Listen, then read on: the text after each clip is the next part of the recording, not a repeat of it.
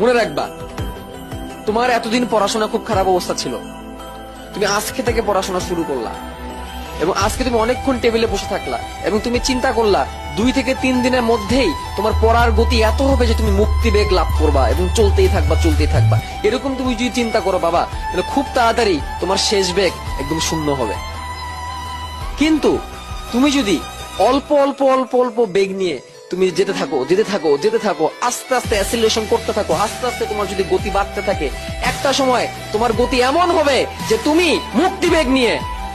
পড়াশোনাটাকে চালা যেতে পারবা। কিন্তু তুমি যদি চিন্তা করো যে আজকে আমি শুরু করছি, আজকে আমি একদম হাই স্পিডে চলতে থাকবো, আজকে আমি একদম 8 ঘন্টা পড়ে ফেলবো, আজকে আমার প্রোডাক্টিভিটি একদম 80% হবে, তাহলে বাবা খুব তাড়াতাড়ি তোমার থেমে যাওয়া লাগবে। কিন্তু তুমি 10%, 15%, 20%, 25%, 30%, 35%, 40% করতে থাকো, একদিন ছেড়ে তোমার 90%